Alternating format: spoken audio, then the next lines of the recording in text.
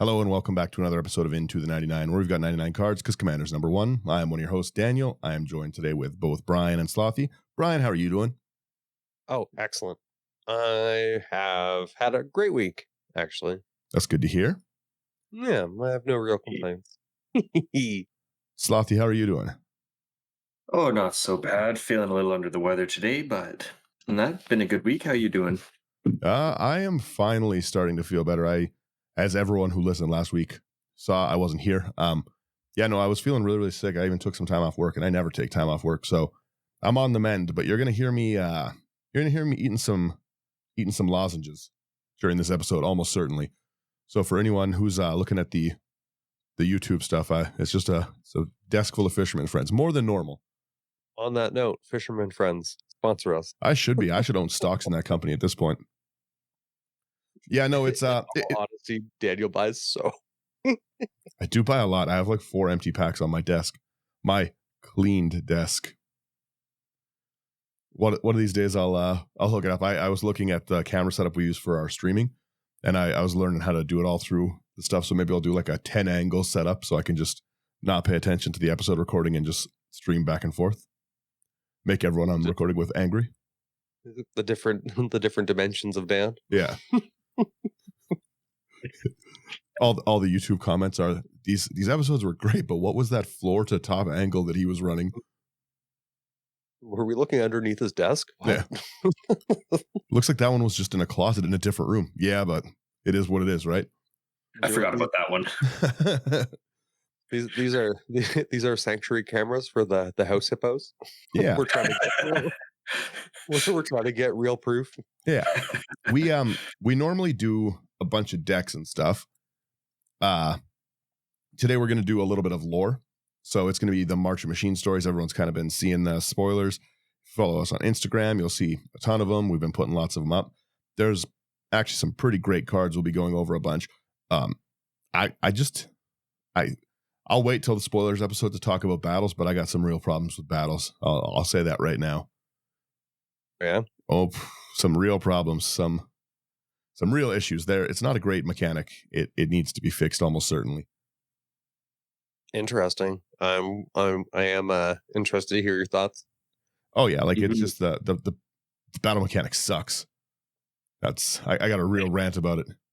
It doesn't make any sense. It's nonsense, but we'll get there when we get there. So today, yeah, I chatted with someone on Reddit, very friendly person. It is, who is the user here? It's Owl Prophet Magician.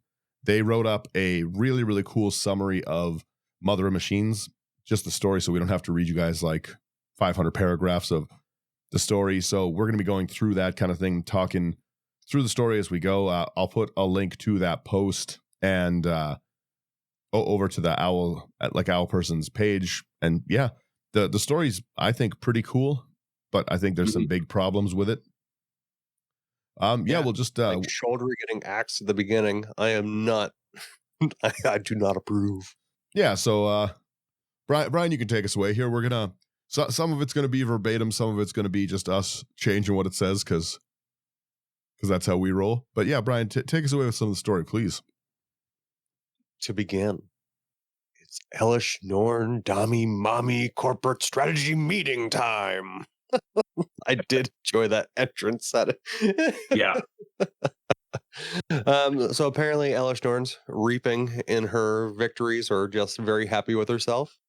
And I think that the first big part that I read there was like Shoulder being dragged into like the room by like some of the planeswalkers that have been completed. Yeah. And like just executed on the spot. Like I was just like, oh, like she's like the one praetor that I actually really enjoy using. Shoulder's pretty cool. Mm-hmm. Yeah. I think underused in a lot of decks. Yeah, so basically the start is that it confirms that Nissa is in control of the Realm Breaker. A quick backstory is that's basically what they've been doing. Tezzeret's a bad boy. He's been helping them out. Vorinclex was able to go to Kaldheim. They stole part of the stuff to make like another world tree, and that's how the Phyrexians are actually breaking into the multiverse. The TLDR of the last set was they were there trying to stop it. They Didn't stop it. Elspeth planeswalks away with their Silex that they were trying to blow it up because Elspeth and a bunch of the other planeswalkers didn't want to blow everything up. So Elspeth walks away to the Blind Eternities, seemingly dead. We've got Jace completed, Vraska completed, Nahiri completed. Nissa, again, like I just said, is controlling the Phyrexian tree that's broken into all the worlds. And basically the end of the last... Huh? I think Luca's another one of the planeswalkers that they have. Yeah, Luca. Everyone forgets about Luca. Luca goes to fight in Ikoria. But so basically the realm breaker was able to get into tons of these other realms, and the Phyrexian invasion is starting underway. So we've got Nissa controlling it. Tamio seems like there's a little bit left inside of her, like trying to figure it out. But Elish Norn basically sends Tamio to Kamigawa to go destroy it and basically get away from everything you need. So yeah, like Brian was saying, we get shoulder dragged right into the throne room by Ajani, Atraxa, and Luca, executed on the spot. Bam, dead. Which is, this is one thing I didn't like.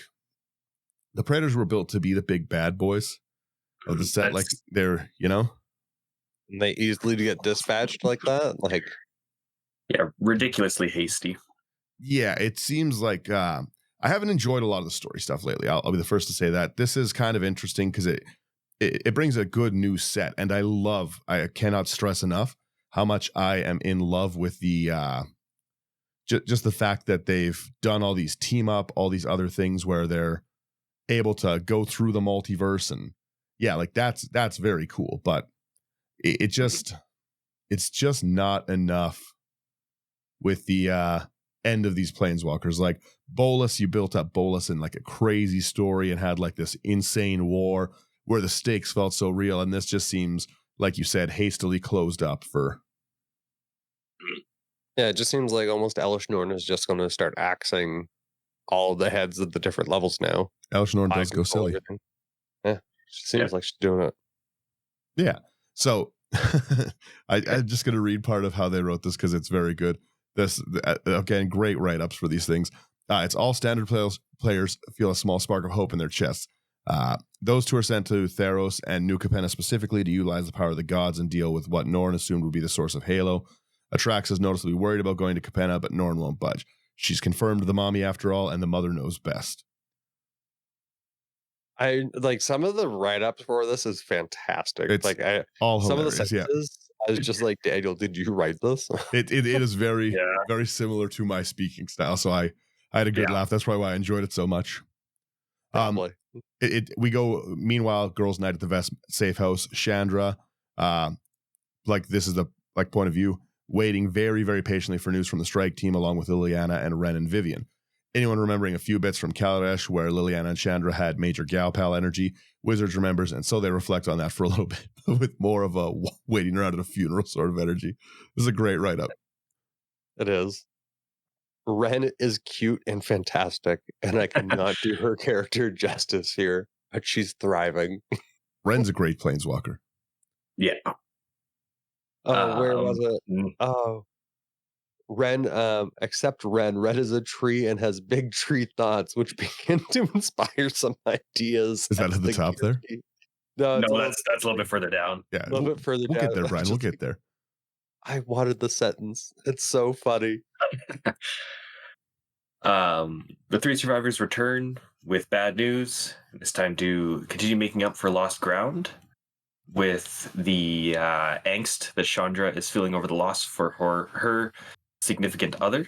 Also, I will say that's finally good that they like really made a lot of people angry with the whole like will they won't they with Nissa, and then they didn't, and then even with the like they did the Pride secret lair and they put Chandra and Nissa in the Pride secret lair on different ships, literally like saying like no, your ship it's a different ship. It was a pretty silly thing to do. So it's kind of nice that you're seeing a little bit of that story get more attention where they are like interested in a romance a little bit. Nissa being completed is obviously devastating for Chandra. That's like that's not good news. Yeah. I had no idea. That's cool. Yep. Carry on. Butter me on my line. Except Ren. Ren is a tree and has big tree. No, we're thoughts. not. We're not at that line. Stop reading that one, Brian. Sorry, I enjoy that sentence very much. Shannon is ready to go and dive into Phyrexia to save her lost friends. Surely the power of friendship is in there somewhere. But Liliana and Co. do rightfully tell her that that is an awful idea. Now someone take my sons. No, go ahead, Brian. Take it, please. Go ahead. No, I've already read it so many times. As the gears begin to turn on, the interdimensional clapback. That's fair. So they're And so then are it's these the Tevio the chapter. yeah Basically, the only one who's interested in going to New Phyrexia is Chandra and Ren. Everyone else is like, hey, this is a terrible idea, and it went really poorly the last time we tried to do this, so perhaps we just don't. Yeah. Yeah, perhaps we avoid that whole fiasco. And I assume that was the new Phyrexia set that they try to jump there to. That was the last set. Yeah, that was the whole set, was them trying to invade New Phyrexia. That's where Jace got completed. That's where all things started to go bad. Mhm. I don't know anything about the story except for what you guys tell me, so I'm kind of interested at bits and pieces. Today we learned, because I think there's a lot of cool stuff that it's the lore makes it fun to build some commander decks, and it's really, really fun to see all these team ups. Like I said, I cannot stress enough how much I love this team up mechanic and how it really represents like the insanity that's going on with this invasion. And that's why this invasion should not have wrapped up in one set. Yeah. Yeah, I think this should have been This at least two. This should have been at the least 2 year. or 3. Yeah, like. But that would require them to go back to blocks, and they don't want to do that, but Right? I want them to do that. Yeah. So But we've got Tamio leading the Phyrexian charge into Kamigawa, continuing to sink deeper into the Phyrexian bad vibes, unsealing one of her super duper forbidden never touchy spells, recounting the story of Urza and Karn. She converts it into Phyrexian oil and uses it to destroy Boseiju. Modern players gasp before their air leaves their lungs. smash cut, Kaya and Kato jump across the roofs of the city, trying to save people as things get worse and worse. Seeing the oil pouring from Boseiju, they decide to try to strike Tamio down. My poor furry heart. Nashi made himself some junkyard power armor and wants to try to talk to Tabio. Kato decides that, hey, technically we haven't tried that yet. Why not? It doesn't work. Of course it doesn't. Basically, by the way, Nashi, that's like the rat thing. It's like Tamio's kind of like adopted son. So anyways, yeah, of course it doesn't work. Kato saves Nashi, begins throwing hands. And Kato's got hands, I'll tell you that right now. Tamio's throwing scrolls. She has the upper hand. Until, my God, it's the Emperor. Ooh, the Wandering Emperor with a steel chair. It's a great write-up. Just as Tamio's about to kill Nashi and Kato, the Emperor actually factually does the cool anime sword thing. Whooshing! Tamio dead. There is no more Tamio. Bye-bye. Oh, wow. Yep. Something does rise in her place. Who's One the of the- Emperor? That's the Emperor of Kamigawa, the Wandering Emperor, the Wanderer. Mhm. Okay. Yeah, that's the Or the spark one. yeah, Emperor of Kamigawa is Kato's childhood friend. I don't think they've actually named her yet. But Really just known as the Wanderer. yeah, it's the Wandering Emperor. Her spark's unstable, so she's very, very strong, but can't really control where she goes. So she just kind of pieces out at random in the story, like she was on New Phyrexia and just whoop, bye. Oh, okay. Yeah, that's why the new abilities like the blink in and out and kind of thing. That's really what the Wanderer does. Very powerful, Gotcha. but very, Okay. very sporadic. That's funny. I Yep. like that, actually. But something does rise in Tamio's place. One of her super duper forbidden never touchy spells was a failsafe, and Tamio had made a simulacrum of herself out of the pure energy. And now she got to hug his mom. Yeah, nice little bring it home, bring it on in. I Yeah. just try to kill you, but that's all right. Water under the bridge. Yeah, right. So she made another version of herself? Yeah, kind of like a last like parting. Hey, I'm still here. thing. Gotcha. Yep. Then it says we get jump cuts aplenty. We've got Tyvar on Kaldheim. Tyvar rallies his brother, the fellow elves, and all of Kaldheim to prepare for glorious battle. Stay winning, Tyvar, stay winning. So basically, they're getting ready to go silly. A lot of people think that it's maybe Coma that's completed. They end up seeing that, but the Phyrexians have come to Kaldheim again, because it's not just Vorinclex this time. And Tyvar's not completed. No, Tyvar's a good guy. Okay. Interesting. Then, meanwhile, Pia laments the death of her home. Phyrexian conversion is quite easy to do to a lot of Kaladesh. Yeah, Luckily, whole plane's metal, so not really much you can do with the... Oh, yeah. Yeah, that's the invention and invocations, or not the invocations plane, the inventions plane, right? Mm-hmm. Yeah. Oh, because just like Mirrodin and everything like that, the metal, the oil easily corrupts it, right? Yeah, that's why Mirrodin got wrecked so badly. That and Karn being a terrible absent father. He proverbially stepped out for cigarettes in the magic story, and he's going to get some milk. It's okay. Yeah. He'll be back. He came back with that milk basically at the scholarship point. Hey. Oh, that's funny. And then luckily Saheeli has a plan, and that plan is dinosaur attacks. Let's go. Oh no, they are specifically lesbian dinosaur attacks. Okay. Yeah, they're rolling pretty hard on those. Yep. A lot of pair ups in this. I'll tell you that. Mm-hmm. I don't know which characters are these. I don't know. Saheeli Rai, she's like an artificer planeswalk. Oh, okay. She's the blue-red one. Yeah, she's always making random things. I think she has a pair-up card too in something. Maybe she does, maybe she doesn't. I know they haven't spoiled everything yet. No, they haven't. They haven't spoiled her thing yet, but yeah. Anyways, Karen.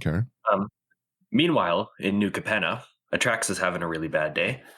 Because it turns out Capenna's not that fun to try to take over. Even when Elish Norn specifically told Atraxa to just destroy everything. Wreck house. And strangely enough, the Maestros do get to Atraxa. And how they are about art. Atraxa crashes into a museum and has a massive existential crisis, briefly stepping away from the Phyrexian vibe, but does resolve to keep pushing forward, seething with hatred at all the angelic statues of the world. Something strange is happening in the air around her, and it might not just be the poison. Yep. Yeah. It says, meanwhile, they literally called it Cathartic Reunion. Chandra and Ren arrive on New Phyrexia, and the two meet Koth and Malira, who are understandably a wee bit skeptical about this plan to build Ren into the Realm Breaker. Ren, for anyone who doesn't know, is like a Dryad Planeswalker. I'm sure everyone's seen Ren and 6 in the case with that wild price tag on it, and then there's the new Ren and 7 card. So basically, Ren melds with trees, but they have to be like special trees because Ren took like a whole forest fire that was destroying the glade she lived in into herself. That's why like Ren's always got like that fire in her chest. So it's got to be like powerful like tree folk trees that can pair with her. And she loves to show them around the universe and stuff like that. And like Ren's a very, very cool character. And she takes these trees on these beautiful journeys to see different plains and different pastures. And like Ren's great. Ren is thriving. This is the right way to look at it. Which one's Malira? Malira's wasn't a planeswalker, but she was basically the hope of New Phyrexia. Like back on Mirrodin, it was initially the card that made it so players can't get poison counters and counters can't be placed on permanents. Yeah, right. Yes. That kind of thing. So again, Malira also is really good at resisting the Phyresis, and like that's basically what Malira's point of the story is. A big part of the resistance with Koth of the Hammer, who's still around, kicking, fighting the good fight. Okay, cool. Yep. So anyways, the current track record of everything has just been not great on any of New Phyrexia. It's all gone bad. But the plan is basically for Ren to take over the World Breaker. Mm-hmm. And So the World Breaker's a tree? yeah, so like the World Tree, like its card from Call Time makes it. They basically made another version of it. So the World Breaker is what Nis is in control of, and it's like spread out across the pathways so that it can basically be a bridge through the blind eternities through these things. It's connecting New Phyrexia to these other planes. That's how the Phyrexians are invading. Oh, that's cool. Yeah. Okay. So it's Things. basically the evil World Tree. Ooh, gotcha. Okay, I think maybe I have that. They made it a card, right? It's the evil one. Yeah, is a new card coming out in the new set. Yeah. Oh, okay. Yeah. So they conspire with Urabresk, who's the Red Praetor and has been like rebelling, basically never been a big part of the Phyrexian Praetor Alliance. Urabresk has basically let the survivors of Mirrodin live there and doesn't mess with them, kind of thing. Well, it's I wouldn't be down for it too if she just slaughtered one of the other leaders. Even from before and stuff. That's why Atrax is a 4-color angel. Gotcha. Yeah. Because Urabresk didn't participate. Could you imagine if we got the 5th color though? Ooh, Urabresk should have come through. So anyways, yes, they conspire, who states quite plainly the alliance is one intended to depose Elishnor. He's equally skeptical of the current track record of success. While the Myrians cause a diversion, Koth actually factually uses the magic to propel Chandra and Ren skyward with the mother of all rocket jumps. Basically, giant geyser go boom. Nice. Wow. And then they arrive at the base of the Realm Breaker, but Nissa emerges from the tree itself to subdue them. The angst is palpable in the air, Chandra wavering and unable to conjure any fire. Yeah, you don't want to burn Nissa. No, probably a bad idea. We love Nissa. I think you got to burn her. Well, fair. Ren clings on, desperately trying to bind with the Realm Breaker while Nissa torments Chandra.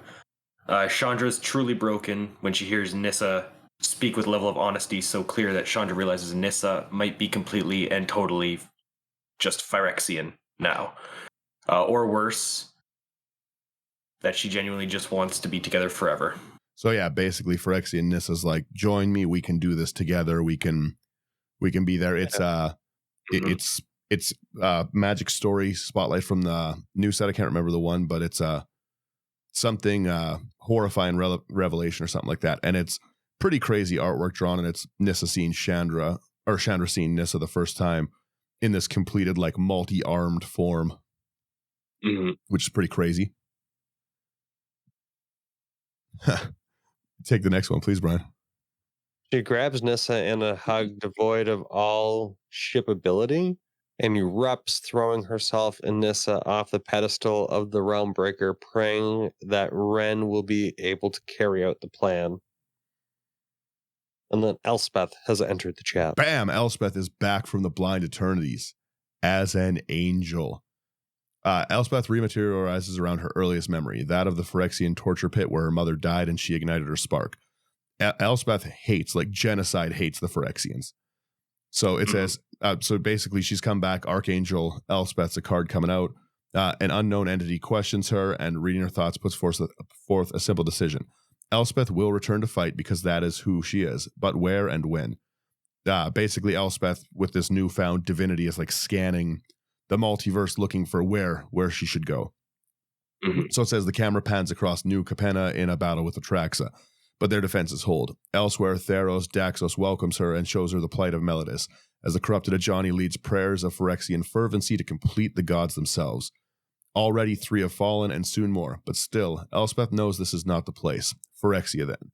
Amidst it all, Elishnor... Oh, go ahead. So just to jump in, I think it's really cool how they're completing the gods. Yeah, that's... And the method of that, because... the Theros gods are all like prayer and devotion. Yeah, that's how they're brought into existence. Yeah. So having them be... Yeah, the fact that they're like changed. chanting these like Phyrexian like evil prayers to like be like, yeah. Yeah, I think that's really cool. We have cookies over here, guys. Right? we pray over here too. Come hang out. It says, amidst it all, Elish Norn tortures the captured Urabresk and gleefully orchestrates the execution of the surviving Mirians. Surely this is the place, but no. The voice reminds her Elish Norn is not the one. She is but one version of Phyrexia that will come and go. It's not just her that must be stopped. As the Praetors bring the captured Chandra and Ren, Elspeth remembers what Ren told her. To see the whole tree and care for the whole tree, even if it means chopping off a poisoned limb. Which, by the way, is a great saying, just overall. Like, I'm going to read that again because it's so good. Just, you should see the whole tree and care for the whole tree, even if it means you have to chop off a poisoned limb. Anyone listening, take that into your own life however you want to and stuff like that. If you got bad people or bad situations, get them out of there. It's nice and wholesome. Yep. But now, here, Elspeth knows this is the time. The voice, who the clever Redditors have known this whole time is Sarah, the main angel, embraces Elspeth, unlocking this new evolved anime-esque form. Elspeth Angel Mode has entered the ring. Oh. Please.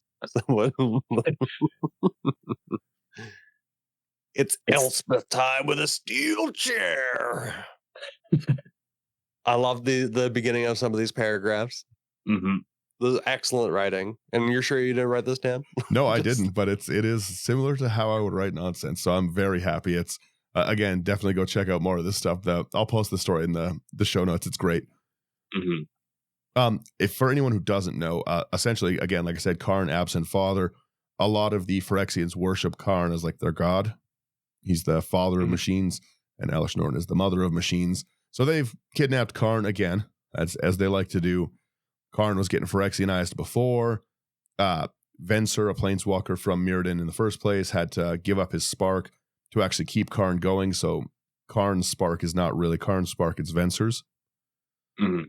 Which is why Venser Corpse Puppet from the last set was such a sad card, because Venser gave his life to save Karn, and then it's just like a inanimate animated thing, like a hollow, literally I think it summons a card called the Hollow One, something like that. Like it's it's pretty heavy metal. I actually use it. Yeah, see, there you go.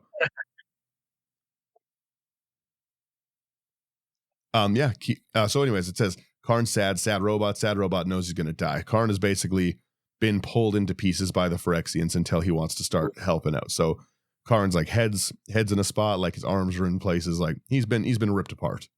It's like the story of Braveheart. Yeah, right. It says, but then, all right, you filthy animals, you've been joking about Doomslayer Elspeth for months now. Turn the OST on. This is your moment. Elspeth Tyrrell, in all her glory, descends upon the throne room in a brilliant light, and Elish Norn immediately just basically oils herself in fear, is what it says.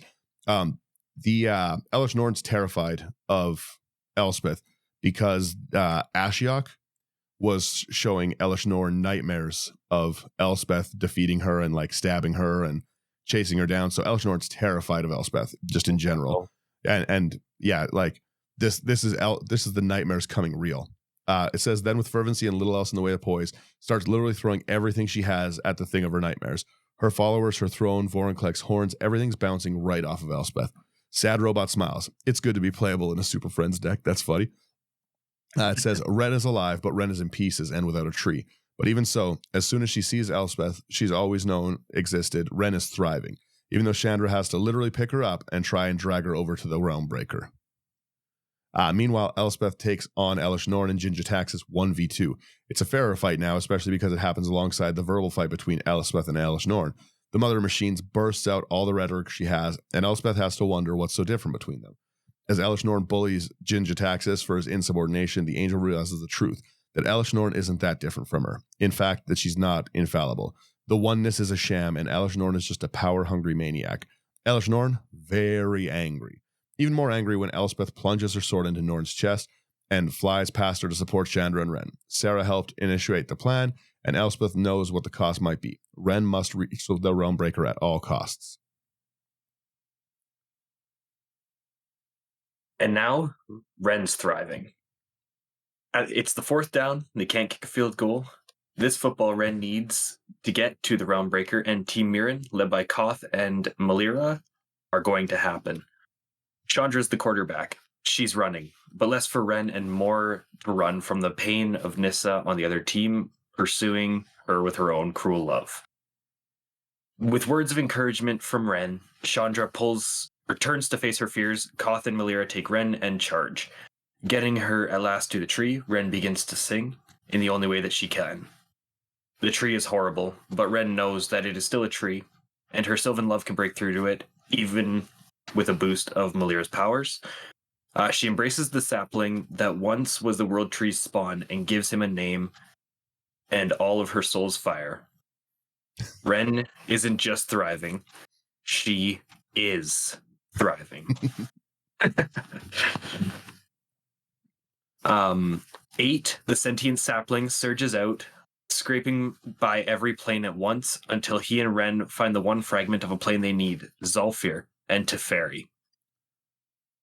It won't be enough to shepherd only Teferi back to New Phyrexia, though she knows it will be something extraordinary, something she may not live through. Ren does what she knows is right, as she always has. She wrenches Zulfir from the blind eternities and slams it into New Phyrexia itself. So Zalfir's Teferi's home plane, and it's phased out of existence, like caught in nothingness. And the Realm Breaker was able to find it because of Ren.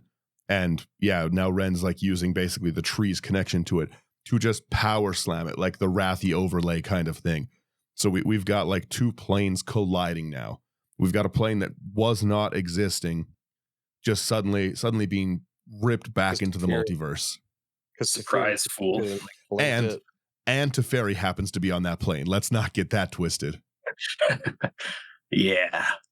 It's the big triumphant counterattack, everyone. The angels of New Capenna surge across the multiverse to expunge the Phyrexians and aid the desperate resistance. Kaya hits the corrupted Helioid with a folding chair. Meanwhile, on New Capenna proper, the super cool Atraxa everyone loves and was hoping to see some more character growth and intrigue from, has the mother of all buildings dropped on her head. Without a single line of dialogue, she dies. I write sins, not Atraxa dies. Meanwhile, the big battle happens on New Phyrexia. Zulfir is here, and they are kicking every conceivable sort of butt. Everywhere, physical or whether physical or mental, these are warriors with heart who welcome Teferi as their commander, despite the whole, Yeah, that's the phasing out of their plane. A little whoopsie doodle there. Yeah. The Phyrexian forces collapse in on themselves. Elsinore is mad and angry. Gingiataxis decides she's over and turns on the Porcelain Legion. Ajani shows up too and is time stopped for his trouble. Yeah, so basically Ajani shows up and he basically says like there is no Phyrexia unless Phyrexia is won, and starts defending Elsinore and going to fight, and Teferi, bam, time freeze. Just pauses them. Yep. Nice.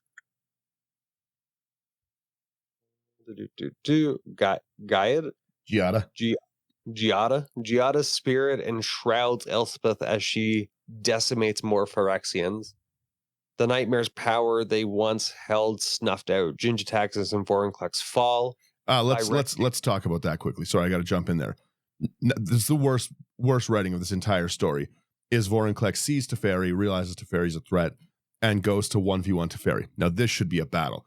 Vorinclex is like it's the big like survival of the fittest predator. This thing's huge, and it basically jumps to attack Teferi, hits Teferi's defense as the time wall, and just like can't move, like just slow-mo stuck. And one of the lines is like, it doesn't matter how big and powerful you are, everything looks silly in slow motion. But then Vorinclex is able to break through that. So again, we got Vorinclex as a monster. It's able to break through this like time thing, and it's going to attack Teferi. And then and I'm kidding you not, use the line, Teferi goes, "Look out behind you." And then an unnamed warrior cuts off Vorinclex's head. That's a real thing that happens in the story. And they just kill Vorinclex with a "look out behind you" line. It's pretty garbage.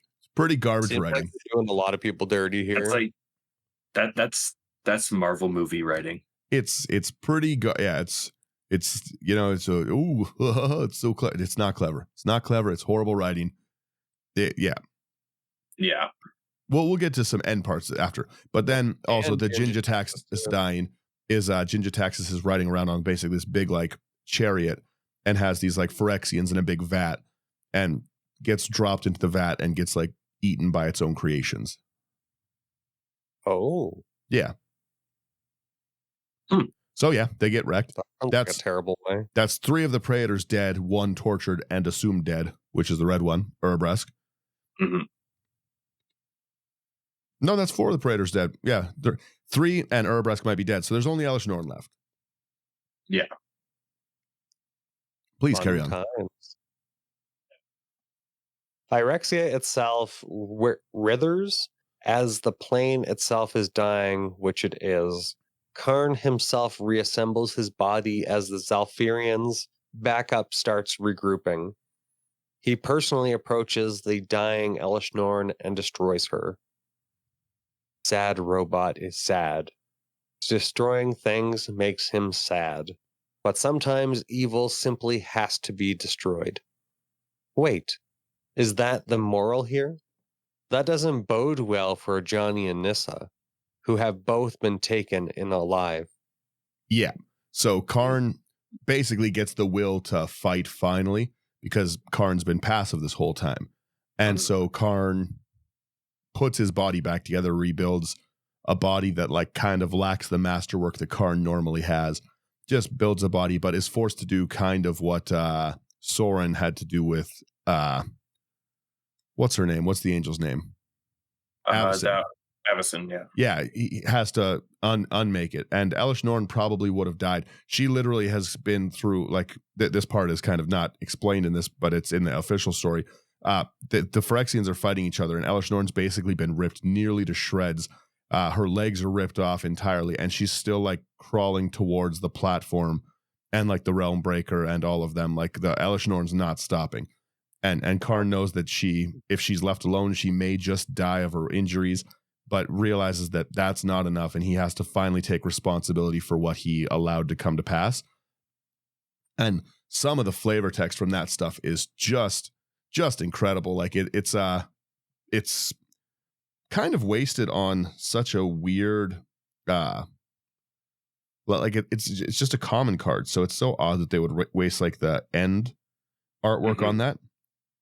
I find it, or looking at it, I kind of think of it like a different universe of like Pinocchio. Like Geppetto has to put down his own creation at the end. That's fair. Yeah. Like, oh no, your nose grew so much that you stabbed someone. Sorry, you're an evil child. What kind of Pinocchio are you reading, Brian? Should watch the Netflix one. I swear. The Guillermo del Toro version. Apparently. It's the card is Mirrored and Avenged, which you finally see, and it's triumphant Karn holding the head of Elesh Norn as he unmakes the rest of her. Oh, yes, I did see that. It's pretty heavy metal, and the flavor text is, "You were my mistake. I will forever bear the weight of your horrors and of your end." Because again, he was forced to kill something, and Karn does not like to do that. Wow. Yeah. Yep. So we have both Nissa and Ajani captured and alive. All 5 Praetors dead in under a block. Most in pretty terrible ways, to be honest, like pretty garbage. Like Sholdred just like getting executed, not a great end. Vorinclex with the lookout behind you. Ginjataxis being eaten. Elesh Norn literally being disintegrated. Whoops-a-doodle. Yeah, like I guess like will this be the last set of Phyrexia with that kind of ending? Or will there be, I guess I'm going to assume, like new. Yeah. So what's earlier in this, it said something about Elesh Norn kind of just being what's there at the time.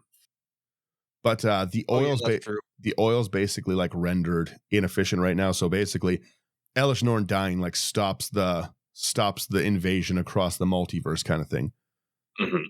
So I didn't like that either. But what I think should have happened is the Praetors are really just like the heads of the factions, right? Yeah. And we had a Praetor of each color complete, like a planeswalker of each color. I believe that that's where the story should have gone.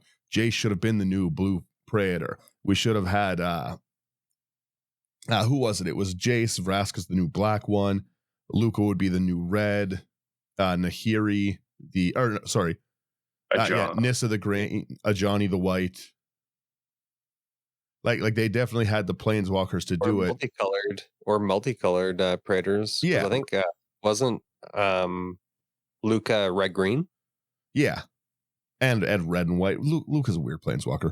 Luca basically in this story as well just like went to Ikoria and was like trying to go buck wild on Ikoria and then just dies in Ikoria. Ikoria be I do crazy. want to go back to Ikoria. Yeah. Oh, they're going back to Ikoria. Good. That's one of the new sets coming up is Ikoria and then also Kaldheim. And also Eldraine.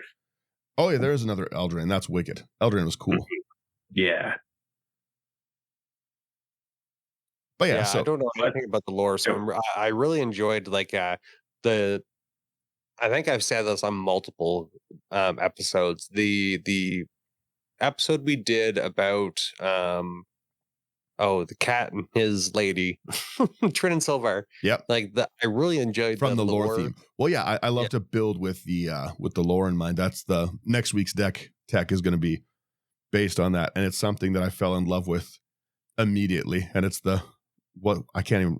How do you say this name? It's like Borborygmos and Borborygmos and Fibblethip. That's like the silliest card. It's so funny.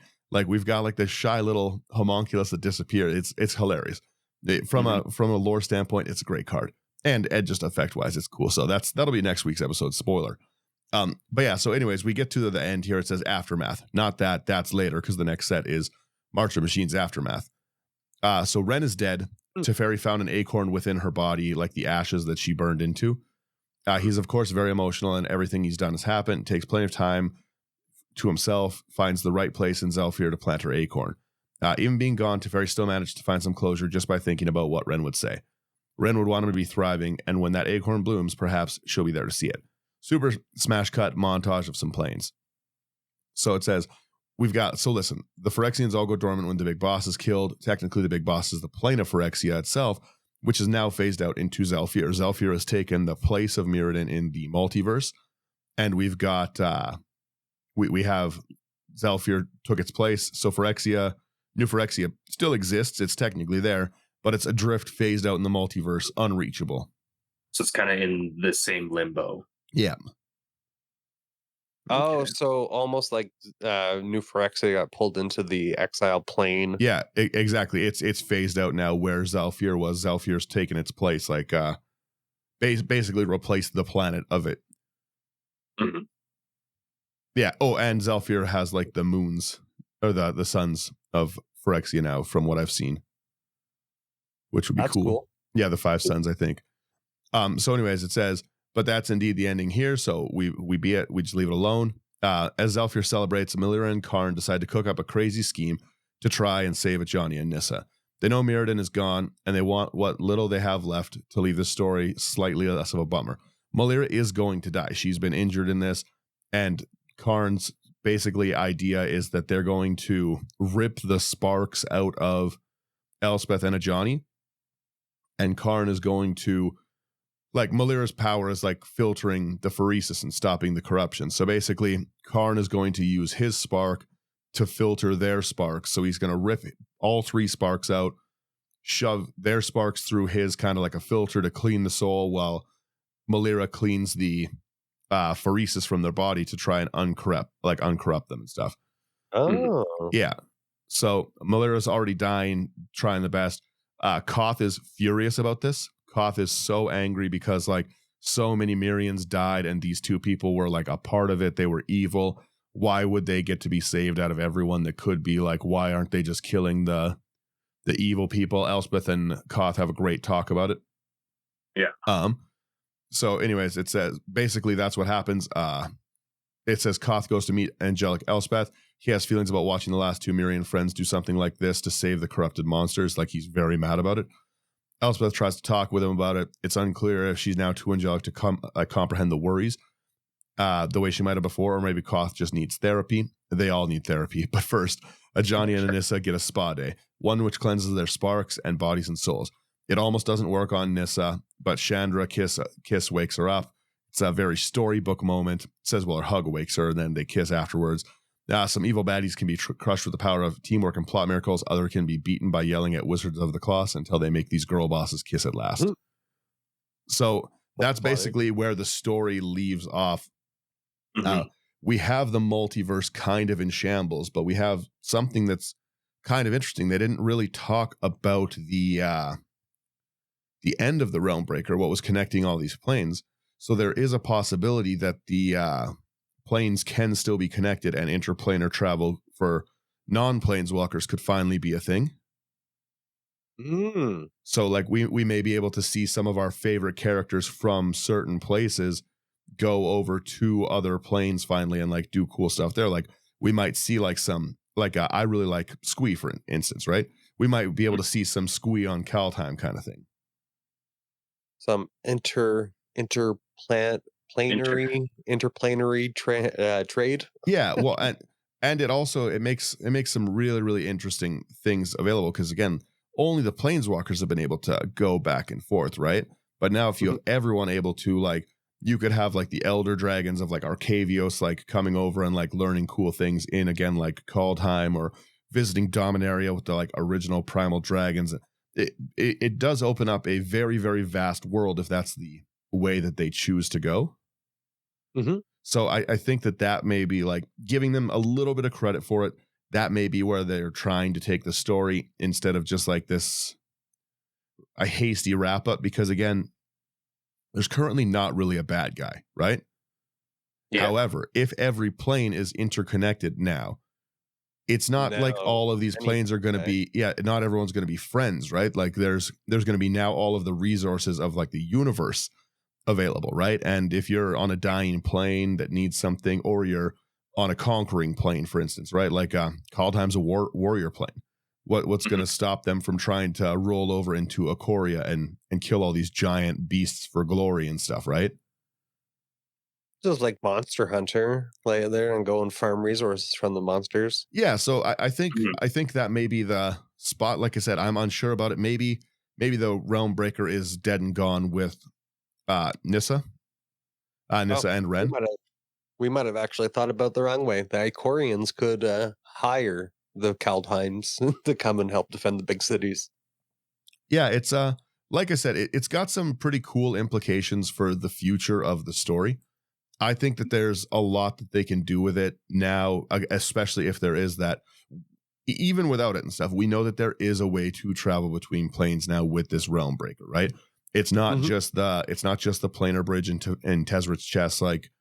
So it kind of does make something interesting. Jace is still kind of out there and Phyrexianized and crazy. So we don't know what's going on that, but we do know specifically that Jace does know where Bolas's realm is. Oh. So we may see Jace like end up like going crazy and breaking out like the other bad guys. Like maybe that was the failsafe, and Jace breaks Emrakul out of the moon, followed by Bolas. Phyrexian and Emrakul. Yeah, Phyrexicool. With no Kool-Aid man. Yeah. The problem with that, though, is that it's going to be the same thing. It'll be, Emrakul's in the moon. They'll travel back in time. Then we got all three Eldrazi Titans. The Eldrazi Titans get completed. Someone does watch your step, and then one falls down the steps and dies. It's horrible. Horrible writing for the end of these things. He slipped on a banana peel. Yeah. The end of like the Gatewatch stuff has been interesting to see how they're trying to do it.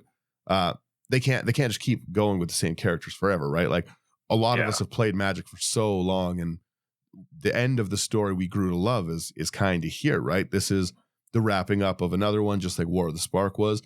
They've been introducing lots of new planeswalkers, so yeah, I'm interested to see kind of where they go and what they do. I really, really hope that I'm right about the interplanar travel.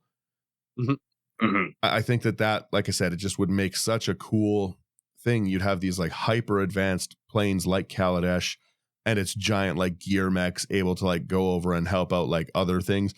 We could possibly see like Amonkhet be restored a little bit as a plane, because it's essentially a dead plane after the Nick Bolas stuff, because he's totally insane.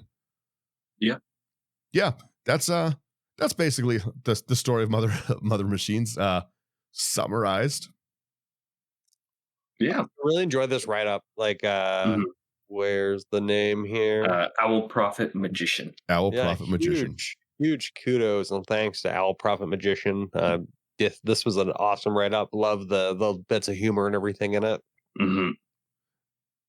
Right? Yeah. Well, It's like written for it. Well, I swear it's you, but for anyone who knows me in person, it is a silly way I write. No, and again, the different like mannerisms and everything that were written into this. Oh God, with the chair! Oh no! Yeah, and Tamio already. Sheesh, like that. Yeah, it's like I said, this was great. I'm very happy that we were able to go over this write up because I think that it was done phenomenally. The story, I think it's much better than trying to read through the story. The story was kind of long winded to get. You guys get the gist of it. You've just listened to the episode, right?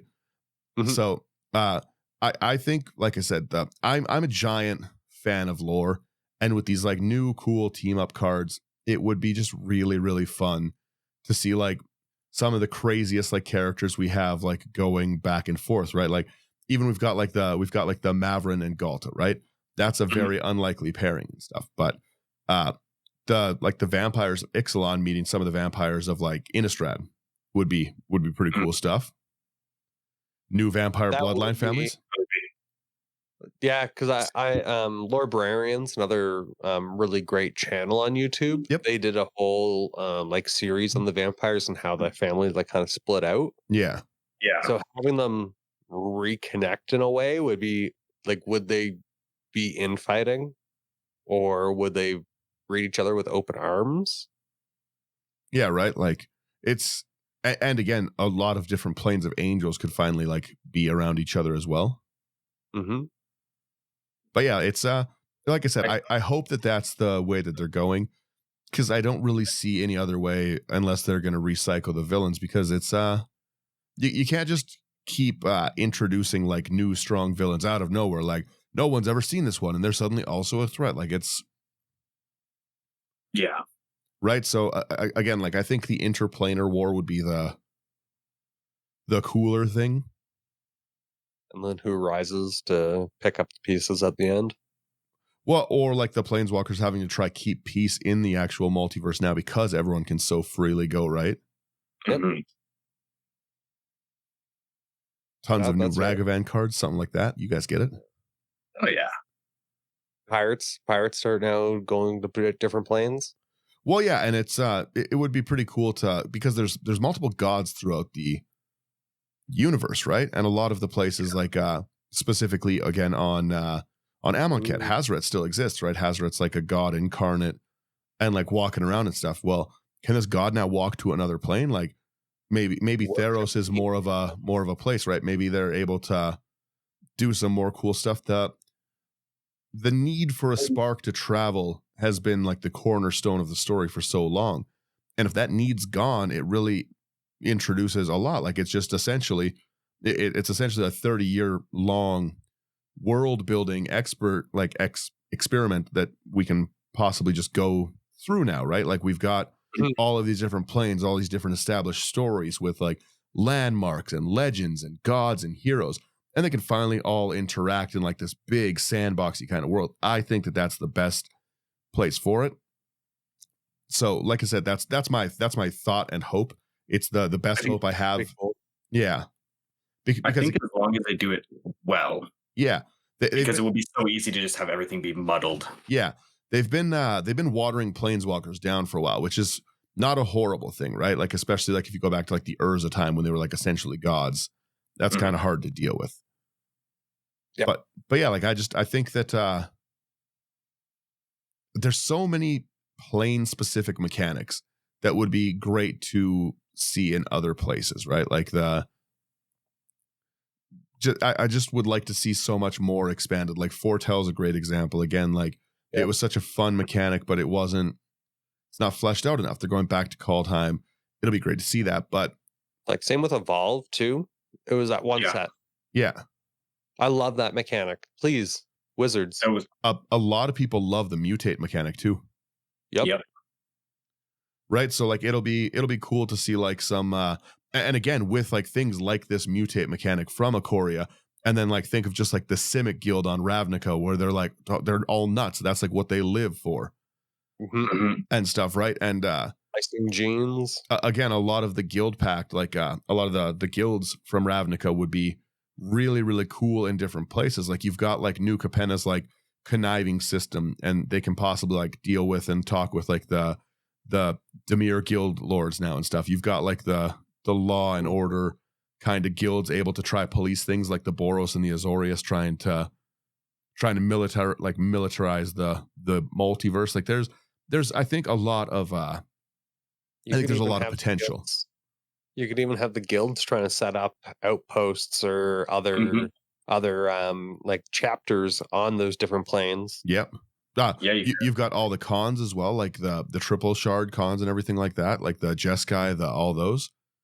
The families from New Capenna. Yep, all the criminal crime families trying to expand out the Carabrettis, all those kind of things. Like I said, I think that would be the coolest place that it could go. Again, I love Selvala as a character. Selvala is not a planeswalker. Selvala can't travel around. Mm-hmm. But Selvala Explorer Returned could really explore the multiverse. Yeah. Parlay all day. You could have the pirates fight like the thieves guilds of New Capenna. Yeah, like they're infringing on their territories. I think if they back a little bit away, because that's been one of the things for a while. How do you rewrite these new planeswalkers? Oh, and with the Theros gods, as Slothy was mentioning earlier, it's all about prayer and devotion and stuff, right? So I think it gives a really, really good place for Gideon to ascend from. I think it's Avernus. Is there hell? It might not be Avernus. It might be something else. Anyways, from whatever the underworld that Elspeth, because again, we saw Elspeth come back, right?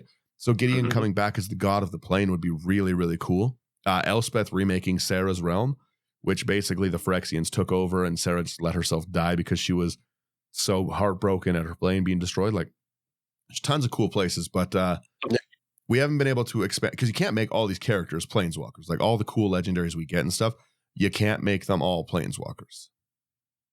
Mm-hmm. So they're kind of stuck in their blocks, and it makes it nearly impossible. But I think we could see as well like smaller stories where it's not just focused on the planeswalkers, and you could have these like really cool crowd favorites. Like Atraxa dying so easily was such a bummer because so many people love Atraxa, right? Mm-hmm. Yeah, I can rant about what I'd like about the lore for ages, but that's basically my thoughts on where the story goes, I hope. And on that was our March of Machines thoughts. So yeah. It seems like a fun story, but technically not our thoughts. That was Alman's. Yes.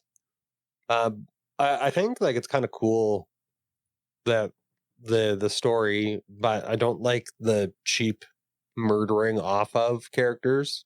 But I guess like it has to happen. Like if you really want the story to progress. Yeah. But at the same time, there's ways to do it that still feel impactful, even if it's just, okay, you need to die to progress things. True. You had, I talk all the time about how amazing the writing for Amonkhet was. That was amazing. The War of the Spark revelations that like the gods had come back in like a dead reincarnated form leading like the Dreadhorde army. That was like devastating news to anyone who knew like the story. Like that was great writing. And then, like I said, we got literally the line was like, "Oh, look behind you. It's horrible. Trash writing. Hey, what's that? Yeah. Someone gonna sit on a whoopee cushion. No, there's someone there for real. It was bad. It was really bad. And it was, again, like Vorinclex supposed to be like essentially like a miniature god of battle. And they're just like, meh. Vorinclex was strong enough to like go through the planar bridge as not dead material, which like the body was like ruined from it. But again, this is a strong praetor, and they're like, what if we took someone who no one knows who it is, and we just have them decapitate him? Yeah, seems fun. Yep. Let's just what are we talking about? Oh, and then there's also the ability for And last part of the story is that Karn is now sparkless. So Karn's essentially just a big golem who now resides on Zelfir. I'm looking forward to a Karn, no abilities, 3/3. Right? Gonna go back to the original Karn.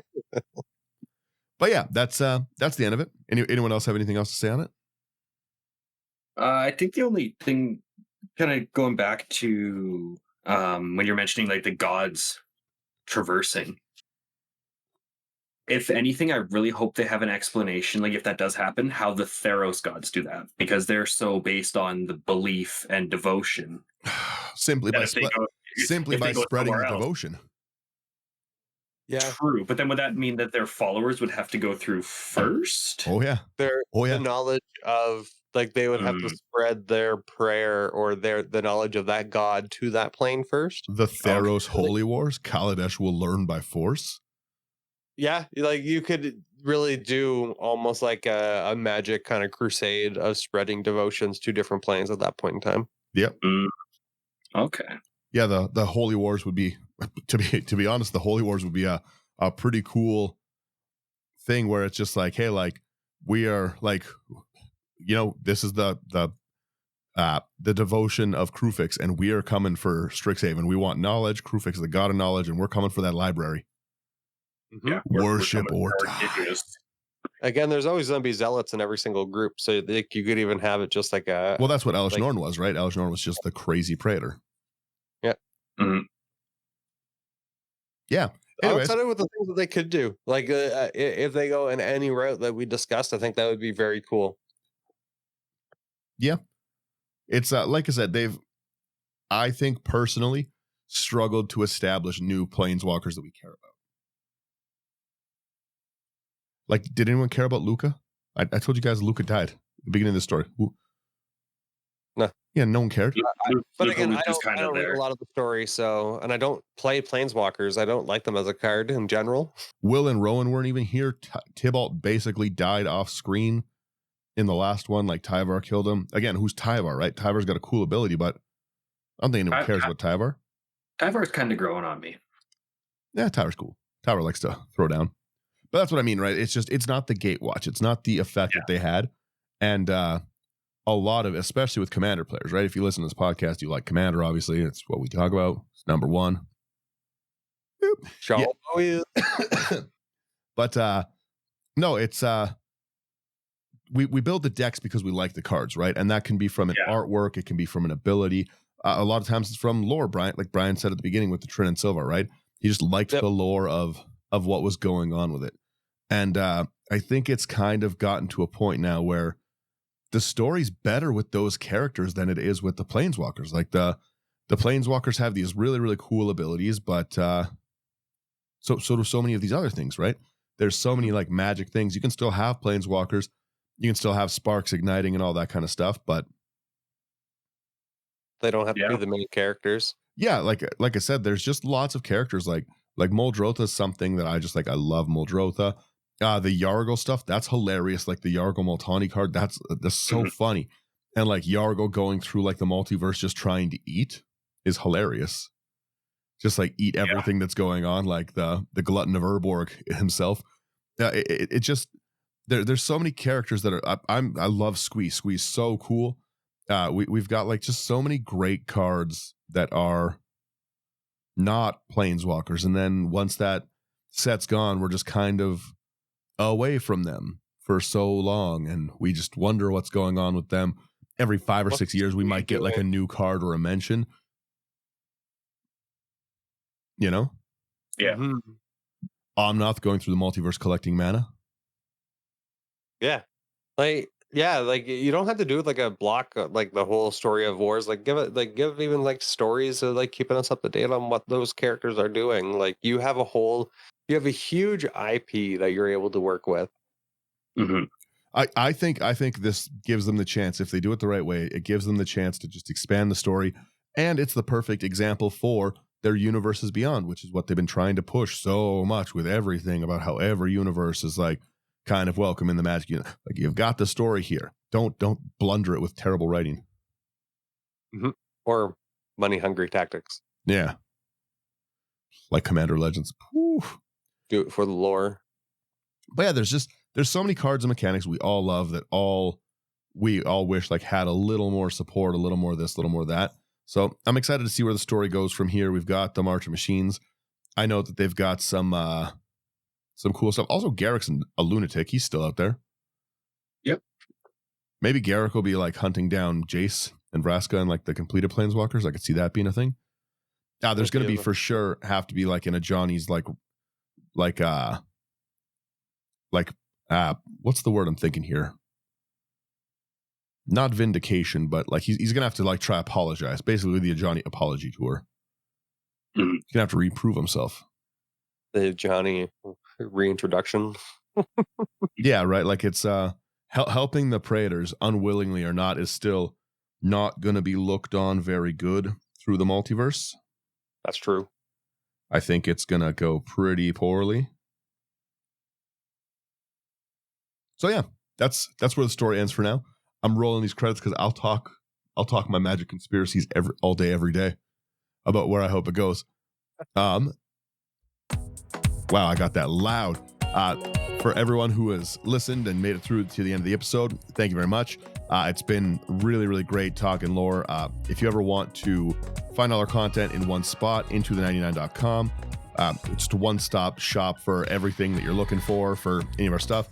We put games up on Thursdays. We're going to be doing some live stream stuff. We had planned to do it last weekend, but I was sick and I've been still sick. Slothy's a little under the weather. So we'll get back there when we're all back up to 100%, but still got episodes coming out. If you want to support us, like, share, subscribe, that really, really goes a long way. And if you want to go a step further, join us up on Patreon. It's a great way to just give a little more than that like, subscribe, share. It really helps us make more kind of stuff. We keep getting more and more cameras and the ability to do more and more stuff. So it's been very, very fun to expand what we can do. A great chat room, really, really cool people that we can chat with. We have lots of awesome ideas. They're going to get to see these deck lists that we're all building early. So if you ever want to come talk decks and just chat with us in general, it's a great place to do it. Again, super friendly group. We're going to be doing some patron streams soon. We talked a little bit about that this week in the Patreon chat. So yeah, it's going to be a great time. Lots of exciting stuff coming out as always. I appreciate everyone getting to the end of the episode. Thank you so much for listening. And let me know what you think, where the story is going to go. Like, do you want to see this Planeswalkers like kind of be the main thing? Or do we want to see this multiverse kind of stuff? Where do we want it to go? And then, yeah, join me in the spoilers episode when I nonstop complain about battles because they're bad. They're a trash mechanic. And yeah, that's it. Music's done. Music's done. Episode's done. See you later.